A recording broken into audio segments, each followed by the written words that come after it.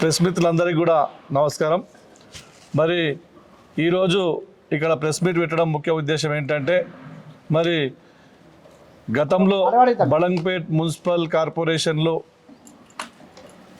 నిధులు అన్యాక్రాంతమైనాయని చెప్పేసి 122 కోట్ల నిధులు అన్యాక్రాంతమైనాయని చెప్పేసి మరి వార్తలు రావడం జరిగింది. దానికి సంబంధించినటువంటి బడంగ్పేట్ కార్పొరేషన్లో 10 మంది అధికారులను ఏకదాటిగా 10 మంది అధికారులను కూడా సస్పెండ్ చేయడం ఇది ఒక రాష్ట్ర చరిత్రలో కూడా ఇది ఒక చరిత్రాత్మకమైనటువంటి ఘట్టం.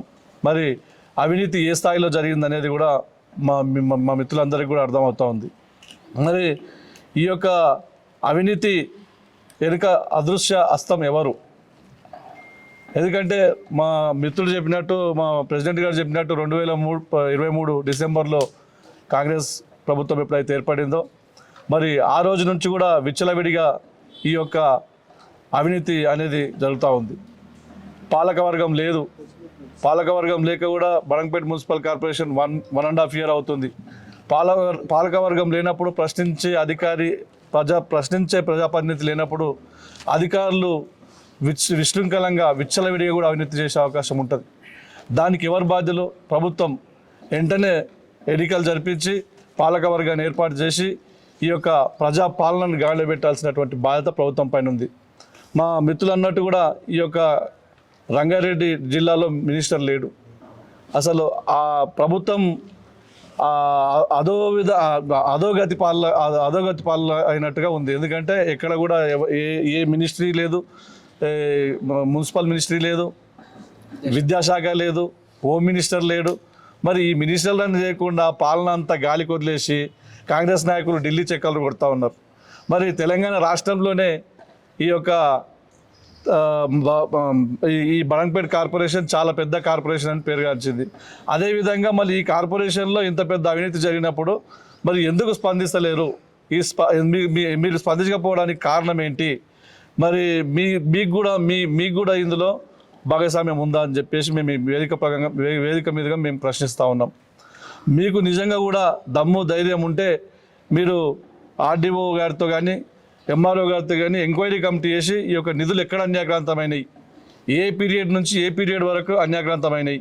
కొంతమంది ప్రభుత్వం వచ్చిన తర్వాత అధికారులు కాంగ్రెస్ కండుగాలు వేసుకొని కాంగ్రెస్ కార్యకర్తలలాగా పనిచేసారు. అది అట్లా చేసి కాంగ్రెస్ కార్యకర్తలకు మాత్రమే ఒత్తాసు వాళ్ళకి వాళ్ళకి మాత్రమే పనులు చేసిర్రు.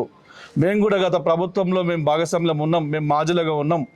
మా వార్డుల్లో కానీ మా డివిజన్లో కానీ ఎటువంటి అవినీతి జరిగినా ఆ అవినీతి పైన కూడా ఎంక్వైరీ చేయమని చెప్పేసి మేము మీ జర్నలిస్ట్ మిత్రుల వేదిక మీదుగా మేము కోరుతూ ఉన్నాం. దేనికైనా మేము సిద్ధంగా ఉన్నాం. ఇప్పుడు కూడా మరి మా ప్రభుత్వం వచ్చిందని చెప్పేసి చాలామంది భయప్రాంతాలకు గురి చేసి ప్రజలను ముక్కుబిండి మామూలు వసూలు చేస్తూ ఉన్నారు. మేము చెప్పిందే కావాలని అధికారులను బెదిరిస్తూ ఉన్నారు. మేము గతంలో పెట్టిన ఎజెండాను కూడా రద్దు చేసిర్రు. మేము తీర్మానం చేసినటువంటి మా పాలకవర్గం తీర్మానం చేసినటువంటి నిధులను కూడా అవి కూడా రద్దు చేసినా ఉన్నారు. మరి మా ప్రభుత్వంలో ఉన్నప్పుడు కేసీఆర్ గారు తుమ్మలూరు గ్రామానికి విచ్చేసినప్పుడు ఒక 125 కోట్ల ఫండ్, స్పెషల్ డెవలప్మెంట్ ఫండ్ కూడా ఇచ్చిండు. ఆ ఫండ్ కూడా ఈ ప్రభుత్వం రాగానే మొత్తం రద్దు చేసింది. మరి పాలకవర్గంలో మేము తీర్మానం చేసి ఒక సీఎం గారు ఇచ్చినటువంటి ఫండ్కి అసలు వాల్యూ లేదా? కేసీఆర్ గారు ఇచ్చినటువంటి ఫండ్ ఎందుకు రద్దు చేయాల్సి వచ్చింది? మరి మీరన్నా ఈ 2 సంవత్సరాల్లో బడంగ్పేట్ కార్పొరేషన్కి ఏం చేశారు? ఏం నిధులు తీసుకొచ్చారు? గతంలో కూడా ఉన్నారు, ఇప్పుడు కూడా ప్రభుత్వంలో బీజేపీ ప్రభుత్వంలో ఎంపీ గారు ఉన్నారు. ఎంపీ గారు మళ్ళీ ఏమన్నా నిధులు తీసుకొచ్చిర్రా? మరి ఎప్పుడు మరి ఈరోజు గతంలో 5 సంవత్సరాలు కార్పొరేషన్ ఏర్పడక ముందు బడంగ్పేట్ కార్పొరేషన్ ఏ విధంగా ఉండే మీరు చూస్తూ ఉన్నారు. మనం అందరం కూడా చూస్తూ ఉన్నాం. ఇక్కడ ఒక గ్రంథాలయం అయింది, ఇక్కడ ఒక గ్రౌండ్ అయింది, డబుల్ రోడ్ అయింది. అసలు మా గ్రామంలో కూడా ఎన్నో వైకుంఠ ధామాలు అయినాయి. అన్ని విధాలుగా అభివృద్ధి చేసినాం. మేము తీర్మానం చేసినాం. మా భాగస్వామ్యం ఉందంటే మేము అభివృద్ధికి మాత్రమే సహకరించినాము, అవినీతిని మాకు తెలియదు. అదే అవినీతి కూడా ఇప్పుడు జరిగింది అనుకుంటే దేనికైనా ఏ ఎంక్వైరీకైనా మేమందరం, మా ప్రజాప్రతినిధులు, మా కార్పొరేటర్లు, మేమందరం కూడా సిద్ధంగా ఉన్నాం.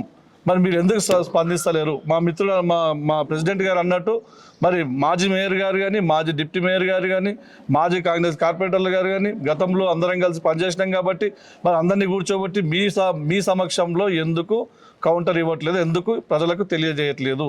ఈ యొక్క నిశ్శబ్దానికి ఏంటి మర్మం ఏంటి? అంటే మీకు కూడా అవినీతిలో భాగస్వామ్యం ఉందా అని చెప్పి మేము ఈ వేదిక పైన ప్రశ్నిస్తూ ఉన్నాం.